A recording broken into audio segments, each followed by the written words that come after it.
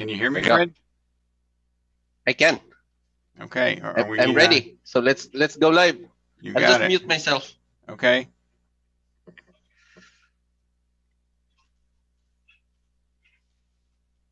All right, we're going live, Yep. and we are live. Good evening, everybody. Welcome to today's webinar, The Impact of the Delta variant on the housing market. It's probably one of the most asked questions, both between home buyers and sellers and our agents here at Remax Select. Fred, can you confirm have we gotten an audience on yet? We have 5 audiences and still counting. Fantastic. Well, welcome everybody. Just so I can see if the sound is working, can somebody on the webinar just unmute yourself and just say good evening so I can get started? Make sure everybody can participate.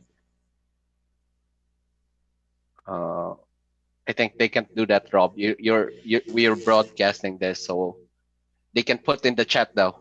Okay, yeah. If you I'm hear me, monitoring the just chat. put it in the chat, and I have my associate Fred Lopez on here with us today to help add as much value as possible to today's presentation. Fred, anybody put anything in the chat? So at least we know we're connecting. Can you hear me? All right. All right. So there's a lot of people confirmed that they can hear. So yes. Fantastic. So I'm Rob Lazar. I am the president of Remax Select. Been working in the Remax brand for 25 years, and this has been one of the most interesting rides the past 18 or 19 months here with COVID. The market is taking some direction from the leadership that we have, both from the stimulus that is being provided into the market, plus due to what we'll say the new COVID variants and what we expect these variants to do in the future. Fred, are you hearing me good with the sound? I see a little bit of a delay. You good? We're good. Okay. So, um, some of us in the industry are even calling this COVID fatigue, where the market's kind of, played out where a lot of people who have looked to take action and make some moves have already done so. And the particular markets that we focus on in central and northern Jersey and South Florida, both southeast and southwest, are behaving in very similar ways at this point. I'm going to go through some data points and give you all the information so that you can make the right move. But let me take a moment and start to share with you what the future expected actions are going to do and impact the real estate market. Now, one of the other questions that I get a lot, Fred, is what's going to happen to interest rates? And I think in the markets that we're in, or even broader across the country, interest rates are kind of getting near a bottom. For example, if the government borrowing rate were to hit zero, I don't think 30-year mortgage rates would go much below 2.25, 2.5% at all. And that would be the natural floor for a mortgage rate because you have some risk of default. You have some servicing costs. Then you have banks who want to have a profit. And that bundle of interest there is your interest floor. Right now, I think our interest rates are hovering around, 3.125 on a 30-year fixed rate, depending upon the day. And they're definitely trending upward. And with them trending upward, what that's going to do, if you're a buyer or a seller, is going to have a particular impact on you. And the motivation for this presentation this evening is this is one of these rare instances where it's a true win-win, where both a buyer and the seller win by transacting, for example, now as opposed to 12 months from now. And, Fred, if some buyers are holding back in the wings saying, I'm going to wait and see if this market cools off, maybe I can get a better price on what I'm looking to buy. There's an interesting phenomenon that's going to happen where the two factors will dovetail off of each other.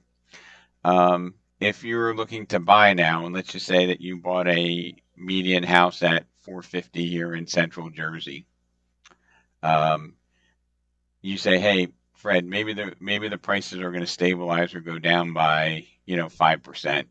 Many of my clients are like, "Hey, you can't keep going up forever. I think the prices are going to drop to 4.25.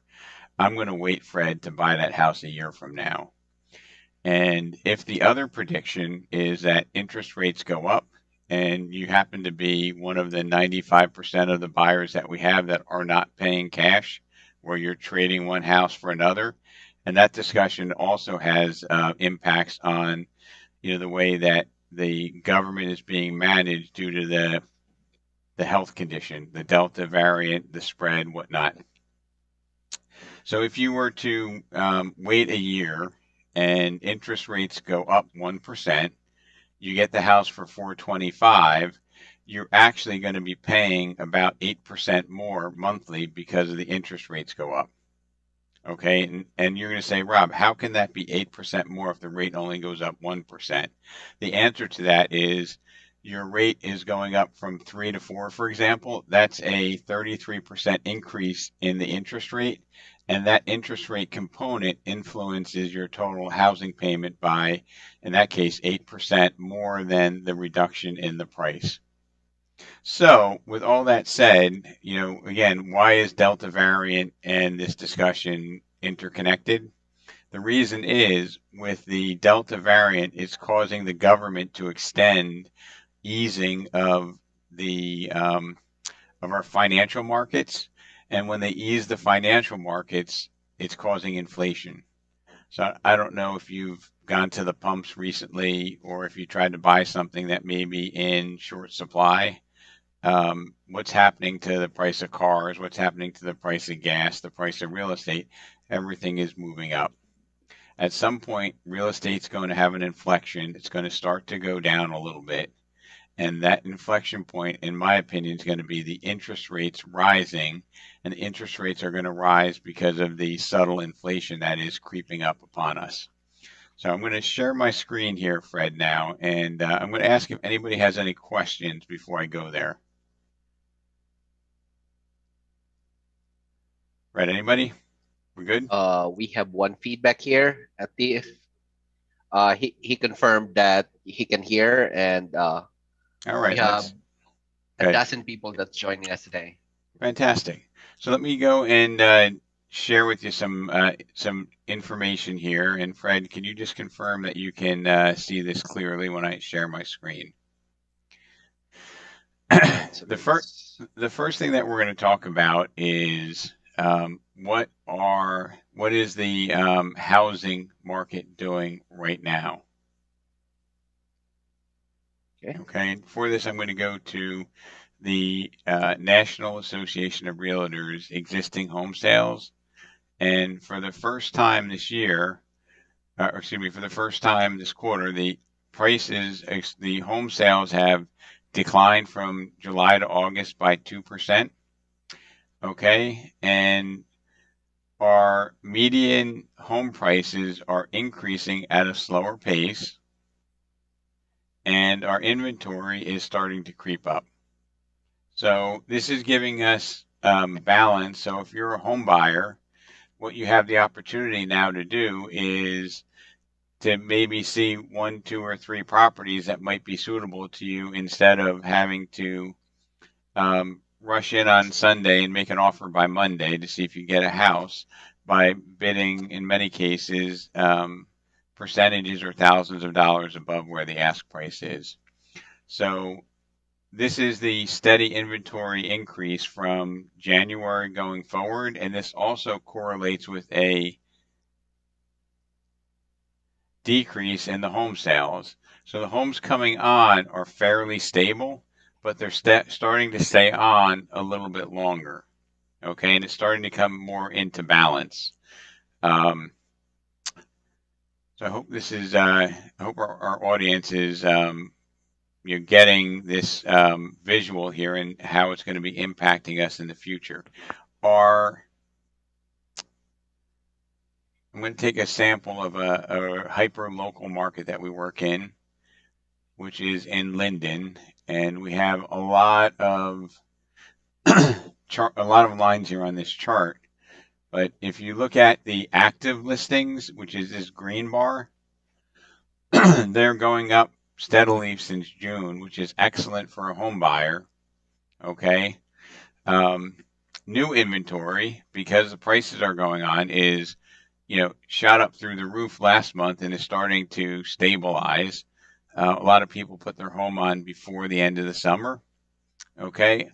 Under contracts are pretty solid, and our sold data is actually dropping. Now, you'll see that the under contract is a function of the amount of homes that are available on the market.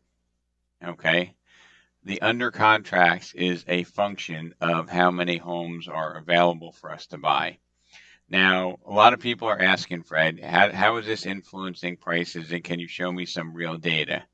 So here is a very typical marketplace in this could be South Central or South Florida, or in this case, it's Linden, New Jersey, and Union County. Um, the number of active listings has gone from a low of 76 in the past 12 months to a recent high of 102 to 112.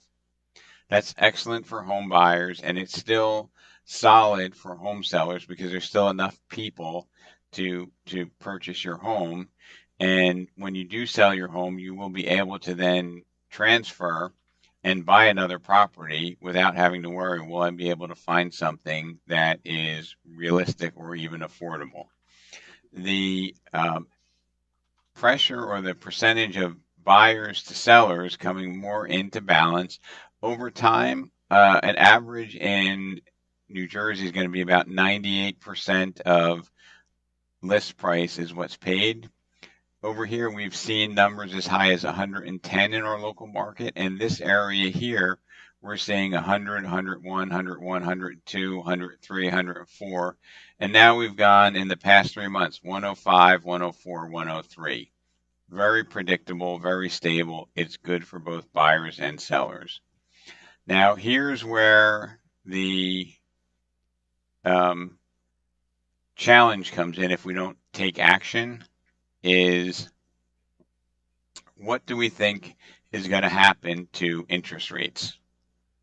Okay, with interest rates at historic lows, they are highly likely and almost universally predicted to be increasing. I'm using one of the benchmarks in the industry, which is the Mortgage Bankers Association report here. This report here is showing us the gray numbers here are historical. These are already in the books. It shows us a couple of numbers. This number here of the 10-year Treasury, which is what is quasi-influenced by the Federal Reserve. And this number here has been increasing from a low of 0.7, 0.6, 0.9 up to 1.6. So this is almost tripled from its low. So that interest rate of borrowing for 10 years from the federal government has gone up threefold. Our interest rates, have gone from 2.8 to 3%, but I think this is going to be a trailing number. And if we look at what the Mortgage Bankers Association is predicting, they're predicting interest rates to go from this low of 2.8, 2.9 to 4% in the third quarter of 2022 and 4.25 in the fourth quarter, which is roughly 1% to 1.25% increase. Now, what does 1% to 1.25% increase mean to a home buyer. Fred, what do you think if the interest rate goes up and you're a home buyer? What does that mean to you? It's more expensive. That means it's more expensive. And, if you're living on a salary or a quasi fixed income, what is that going to do if it costs more to borrow the same amount of money? What is that going to do to your ability to buy a house? You're going to buy bigger or smaller, Fred? You get a downsize smaller. So you're only going to be able to afford a smaller number for that same monthly expenditure. That is not good for the housing market. That's not good for buyers, right? Because Fred, buying that same house, you're going to pay more to the bank.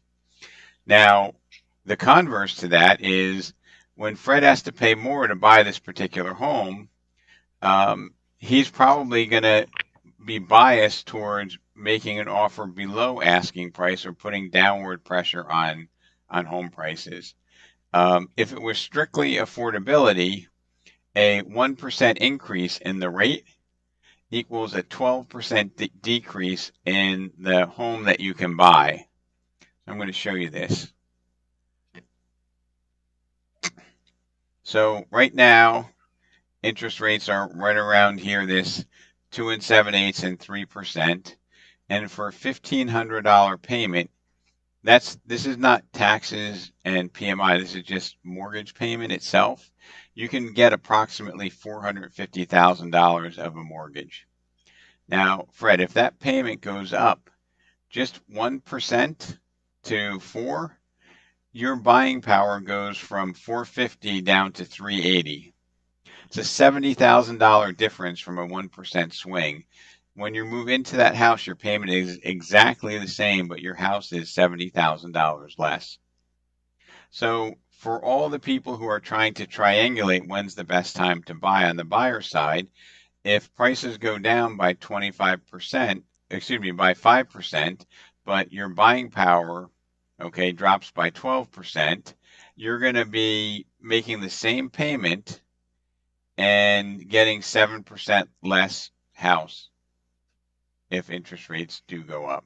So you might think you're saving, $20,000, 25,000 off the price, but you're getting $70,000 less. I'm going to ask if Fred, if anybody has a question following this, if you put a message in the chat. I just want to make sure that our viewers are getting the gist of this message, and then I'm going to talk about how it impacts sellers. Are there any questions there, Fred? So far, we're just waiting for some, but none. We're good. Okay, fantastic. So, as a buyer, Fred, if you wait a year from now, you might get a little bit less of a price. That's not even guaranteed, but you might get a little bit of a lower price.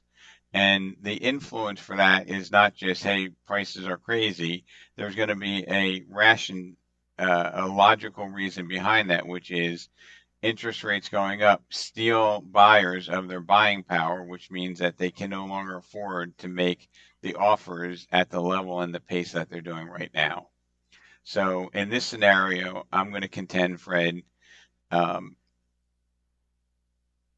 price drops 5%, 425 for 450 to 425 for a typical home. Interest rates go up 1%. Both the buyer and the seller loses because the buyer is going to be paying 8% more on their monthly payment to get that 425, and the seller is going to be getting $25,000 less at the closing table. Does that make sense to you, Fred? Mm-hmm. And the reason why the COVID variant and this is all kind of brought together is because, if you're like me, when you saw the economy shut down, you would have thought, oh my God, real estate prices are going to plunge. People are going to lose their jobs. This is going to be bad for housing. But the reality was people were looking at housing differently. They were spending more time in their home, and the government was providing economic stimulus to business owners and employees to the extent at times they were paying people not to work and stay home. So this new variant has kind of drawn this out a little bit longer, okay? And this impact, okay, is inevitable. It's not a matter of if, it's only a matter of when. You with me, Fred? Mm-hmm. It's not a matter of if, it's what, Fred? It's when. It's a matter of when is it going to happen. So is it going to happen in 3 quarters, 9 months? Is it going to happen in 15 months? Nobody can predict that precisely, but it definitely has to happen. Okay. And at this inflection point, now is probably the best opportunity I see for somebody to both buy and sell. Sellers now have an opportunity to find a particular property to move to. A buyer can still access, almost the historically low interest rates that we've ever seen. So I'm going to ask the our viewers here if there are any questions that you have on this analysis and the way that this impacts both buyers and sellers. So we have one question here. Are you sending those materials to us after the webinar? We certainly can, Fred. Why don't we send this all out after the webinar? Mm-hmm. And there's another one here. How do we handle getting outbid on offers? That's an excellent question. So, when you're in that scenario here, which now hopefully will be a little bit less competitive, it's still going to be, very competitive, but it's not going to be 3 months ago competitive.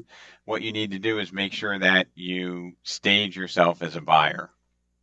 And when I say stage yourself as a buyer, I think most of us on the presentation have probably seen some television program where they talk about, how to maximize sell your house, flip this house, the millionaire real estate agent. And one of the things that they normally do, Fred, is an agent in a fancy car pulls up to your house and says, "Hey, we're going to declutter and stage the house so that we can get the highest price." Have you heard of that concept, Fred? Mm-hmm. So, and it just is common sense. You make the house look as good as possible. You put a coat of paint on it. You declutter it. You depersonalize it so somebody can see themselves living in your residence. And if they can see themselves living in your residence, you're going to get a better price. So now I'm going to flip this and I'm going to introduce a term which I've not heard before, but I think is equally as relevant. As a buyer, we need to stage ourselves.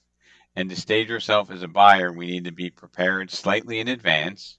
So if you're planning on buying in 3 months, don't talk to a mortgage lender, the day you're submitting an offer.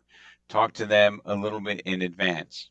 And when I say this, there are things when you go through a mortgage process that will make you more attractive to a seller and make the process simpler. For example, if you're a business owner and you haven't filed your tax return yet, or you're self-employed, the way that you categorize some expenses before you hit that tax filing, if you haven't done it on the 15th, will determine how much you qualify for. The way that you manage your debt, how much money is on your credit card versus what's in your bank. Okay. Um, Managing your deposits into your bank account. If you've ever applied for a mortgage, you're going to see that they look at, all the stools of the mortgage table, which would be income, uh, debt, credit, and the asset that's underlying the property. So the four stools of a financial transaction or a mortgage are, you know, what is your income? What is your debt? How much assets do you have, and what's the value of the your income and debt, your ratio, your assets, your credit, and then the collateral. Those are the stools of the mortgage process. And by staging those, you'll be able to close quicker. If you have a quicker closing and Fred was a seller and his house is empty, and I say to you, Fred, I've completed the process, I can close in 3 weeks. And, Sandy at my office presents an offer to you and says, hey, it's going to take me 60 days to close. And your house is sitting empty. You're paying utilities, maintaining it, and paying the mortgage. Which one is more attractive to you, Fred? The one that can close sooner. And even if it was 2,000 less or 1% less, would you be intrigued for that certainty in your hand versus the prospect of waiting 60 days and maybe it doesn't happen? I want the certainty. I want the instant one. So there's Because if there's a premium for certainty, and that comes with preparation. Okay. Mhm. So if you're thinking of buying a house, don't be impulsive. Stage yourself so that you're prepared to buy it and save money. Okay, I've seen cases, Fred, where people have saved 25 to $75,000 buying a house because they were prepared and they've checked a lot of the boxes that were uncertain. Okay. The second thing that you want to do is you want to make sure that you're working with somebody who not only has real estate skills, but has negotiating and communication skills. Mhm. Oops, Fred did that. Oh, there we go. Yeah, They, like I'm just configuring. they Sorry. have let me fix that. They have real estate knowledge, the fundamentals, and they also have negotiation skills. And part of negotiation skills is having the ability to be an effective communicator of what the value is. Are you getting me back here with the screen there, Fred? There you go. Let me just turn this on. Just trying to fix it. Okay, there There we we go. go. So, so if you're one of the many that have been outbid and almost or have removed yourself from the market because of that frustration, now is the time to act. Okay, and are more effective communicators with a foundational knowledge that understand the markets. Okay, if there's 10 or 20 offers on it, they're winning 9 out of 10 of those times because they're communicating the value and they're putting forth the customer in the best possible light and the most attractive terms to a seller. And I know that might be hard to fathom if you're not in the business, but I can tell you with absolute certainty that if you make a $400,000 offer on a 390 house with agent A, agent B, and agent C, okay, it's not all the same. It's the way that they present it, the way that they package, and negotiate your offer based on the merits that you have.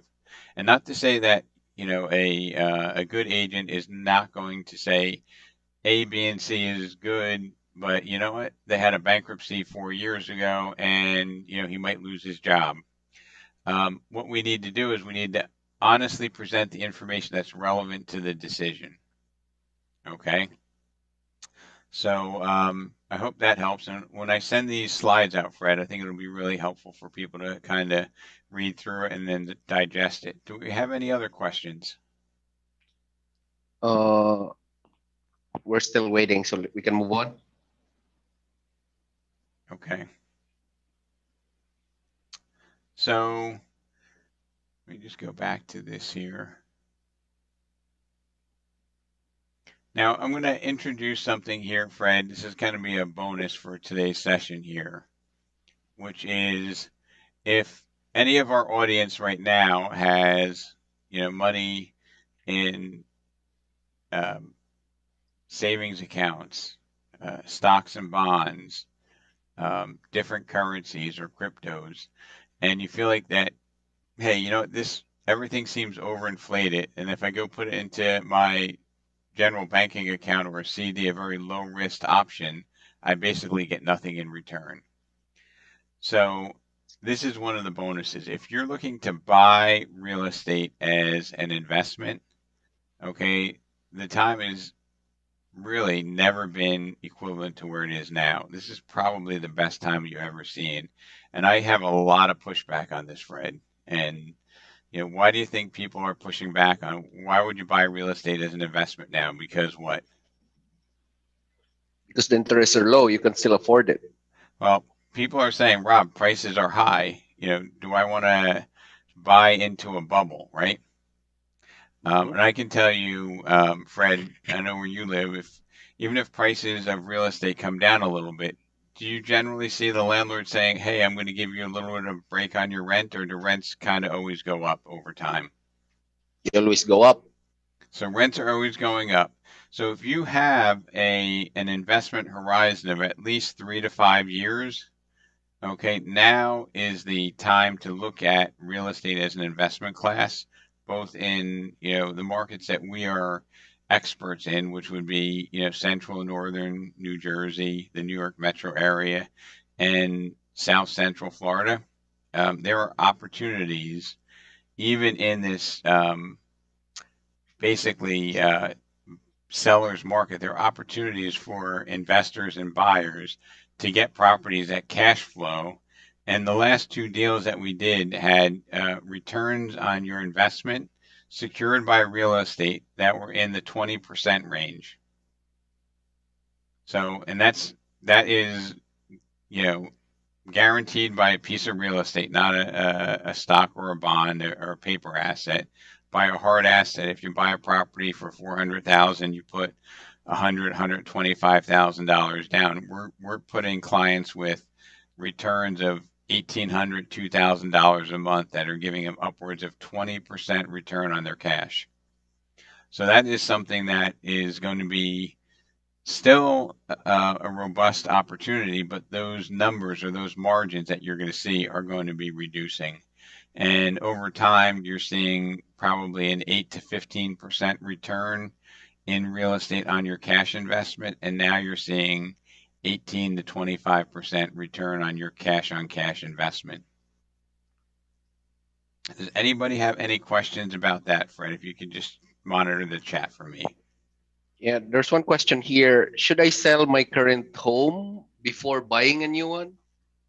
Like on this current market, what's your take on it?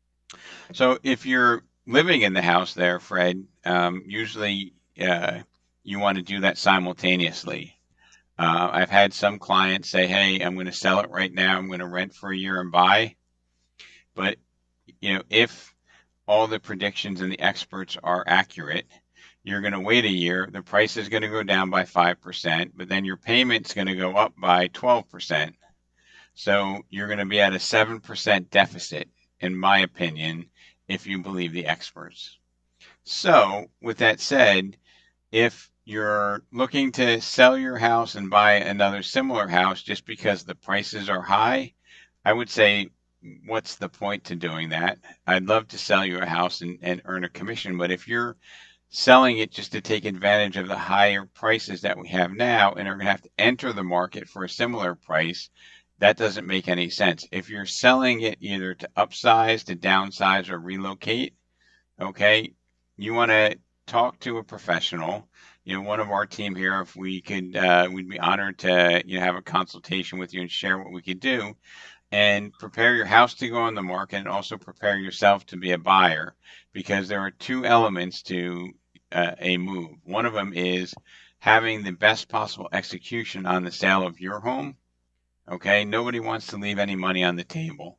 And that's what Remax is known for. We're the real estate experts. And the second piece is to stage yourself and be prepared to perform and buy a home at either a discounted rate, and a discounted rate might mean paying 2% above asking instead of 5, or a prepared buyer might mean that you actually get your offer accepted instead of being one of the 9 people that didn't get their offer accepted. Okay, but if one of our viewers here were to come to us here at Remax Select and we talked about this strategy, there would be no question that you would be finding a house that's suitable for your needs so long as your expectations were reasonable. There would be no issue with finding and closing on a house um, if you were to sell your house so long as your expectations are reasonable. And reasonable expectations would be, hey, house is on the market for 400, typically going for 420. If I position you correctly, maybe we get it at 408 or 410. And on the flip side, you're taking advantage of that premium that the market is offering when you sell your house. And here's a little bonus tip for everybody that's on here. If you are a homeowner and you're thinking of selling, traditionally agents come in and they try to triangulate or give you what the current market analysis is, or CMA. and they say, based upon the comps, Fred, three houses similar to yours, one sold for 395, one sold for 401, one sold for 405. The market analysis for your house is 400,000. We should list it there.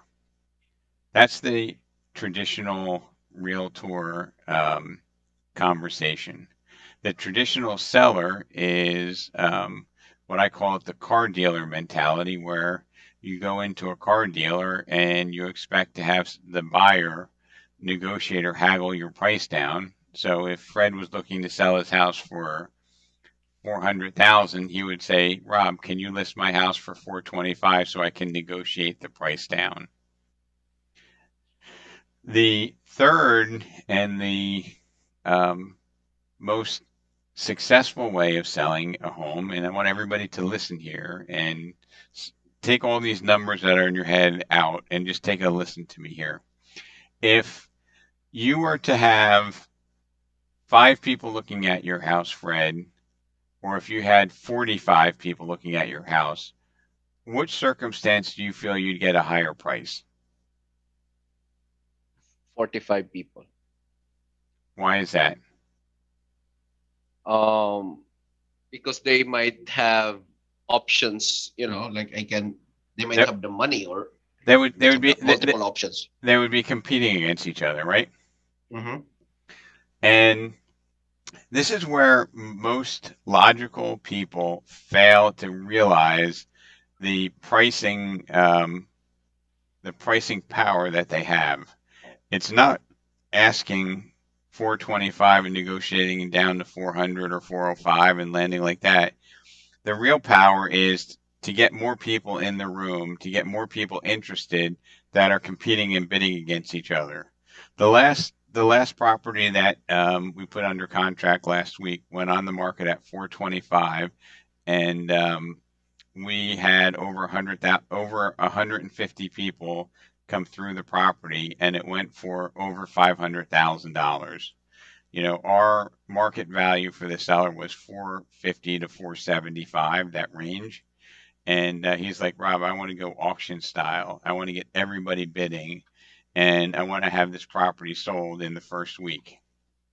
So for home sellers, the benefit that you have is most people use traditional strategies, which give you as a buyer leverage. And if you are a seller, you want to take advantage of the ability to get the maximum number of people competing for your home. Does that make sense, Fred?